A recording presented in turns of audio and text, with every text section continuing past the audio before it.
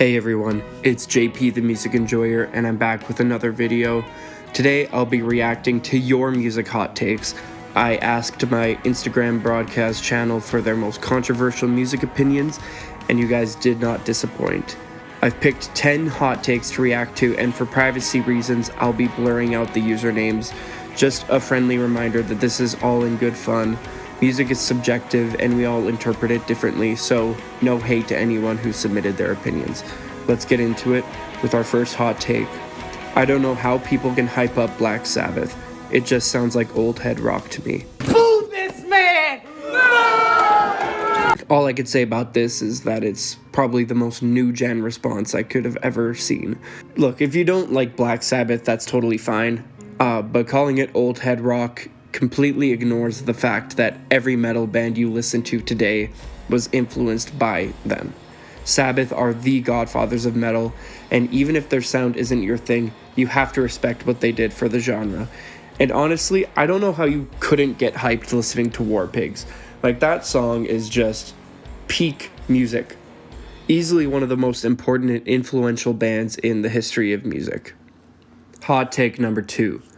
TikTok has done irreparable damage to a lot of bands' reputations, and with new bands trying to appeal to TikTok, it's now gimmick over quality. Now, this is a really interesting take, and there are points that I agree and disagree with.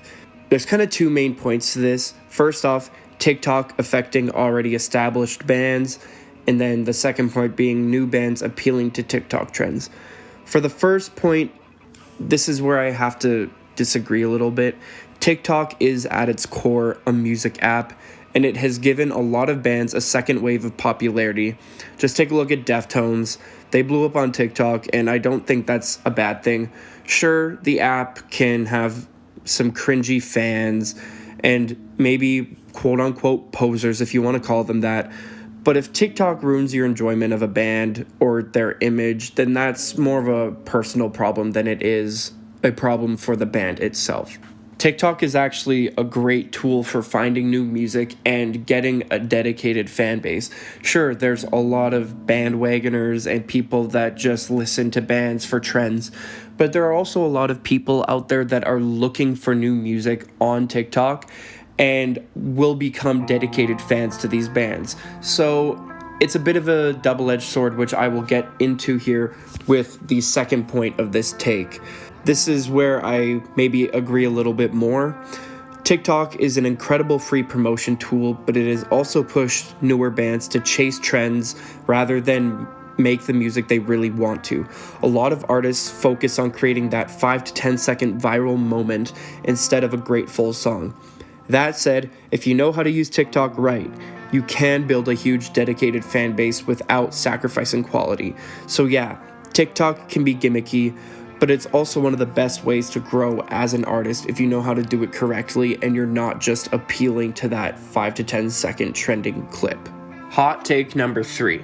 Sgt. Pepper's is not a top 5 Beatles album. I actually think this is a fair debate to have. Personally, I do have Sgt. Pepper in my top 5, but just barely. If I had to rank my top 5 Beatles albums, I'd go Rubber Soul, Abbey Road, The White Album, Revolver, and then Sgt. Pepper and Let It Be are kind of interchangeable at that 5th spot. Hot take number 4. Hurry Up Tomorrow is up there for being best album of the decade so far. Now, in my opinion, I think it's a little too early to say that for sure, since the album's only been out for like a month, but I definitely see the potential. As of right now, it's one of my favorite albums of 2025, and I think it's going to remain that way. But whether it stands the test of time will depend on its influence, its longevity, and how future albums compare. So as of right now, I will agree, but let's check back in a few years. Hot take number 5. The shoegaze genre is oversaturated, and a lot of these bands sound exactly the same, just copy-pasting Deftones vocals. I get this take, I do, but honestly, you can say the same thing for pretty much every genre. That said, there are a lot of bands doing a lot of cool things in the shoegaze genre. There's so many subgenres like doomgaze, newgaze, grunge gaze, and even bands, incorporating indie elements. Some bands that I think really stand out in the genre are Faytooth, Aetherium, Love Is Noise, Blanket, and Bloom Cells. While some bands do copy the same formula, I think the scene as a whole is in a really great place right now. Hot take number 6. Bad lyrics doesn't automatically mean bad song. Also, some people are way too focused on lyrics and forget to enjoy the music. Yes, exactly. This I 100% agree on. Music, like any form of art, is expression, and not every song needs to be deep or poetic. Sometimes you just want to vibe or dance, and there's nothing wrong with that. And if lyrics are really that important to you, that's also perfectly fine, and I totally understand. So whether you listen to Tool, Sabrina Carpenter, Miles Davis, or Lil Uzi Vert, if it moves you, that's all that matters at the end of the day. Hot take number 7. Popular bands / music are popular for a reason. It means they're good. Yes, exactly. Absolutely. There's nothing wrong with listening to mainstream music. If something's popular, it usually means that it resonates with a lot of people. At the same time, if you only listen to underground music, that's totally fine too. Just listen to what you want to enjoy and don't let anyone tell you otherwise. Hot take number 8. Nu metal fans who hate on rap deserve to be made fun of. I wouldn't go that far, but I do get the sentiment.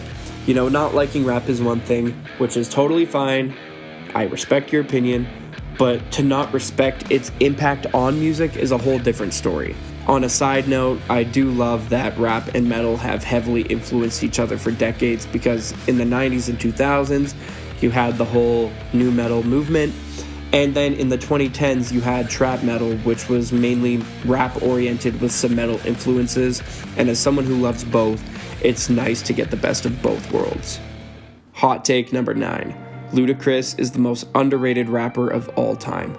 I'm gonna disagree, but not because I don't like Ludacris, alright? I love Ludacris, but I don't think he's underrated. He was one of the biggest rappers of the 2000s and got plenty of recognition and was properly rated for his time. That being said, I do think younger rap fans don't appreciate him as much as they should. So while I wouldn't call him the most underrated rapper of all time, I do think he's underrated, and I do get where you're coming from. And last but not least, hot take number 10. Metallica's singer forces his voice to sound cool, but all it did was give him a grandpa tone. He's the Christina Aguilera of metal. I mean, I'm just gonna have to disagree with you there. If you don't like James Hetfield's voice, that's totally fine. But that's just how he naturally sings, and unlike a lot of singers from his era, he's actually taking great care of his voice. I saw Metallica live last summer, and Hetfield still sounds incredible even at 61 years old.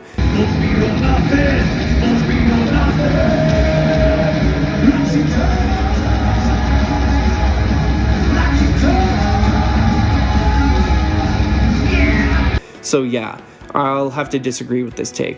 Plus, Christina Aguilera is incredible, so I can't have you dissing her like that, alright? She's definitely a guilty pleasure artist of mine. So those were 10 music hot takes. Let me know in the comments which ones you agree or disagree with, and feel free to drop your own controversial music takes for a future video. If you enjoyed this, like, subscribe, and hit the bell so you don't miss any more music discussions. Thanks for watching, and I'll see you in the next one.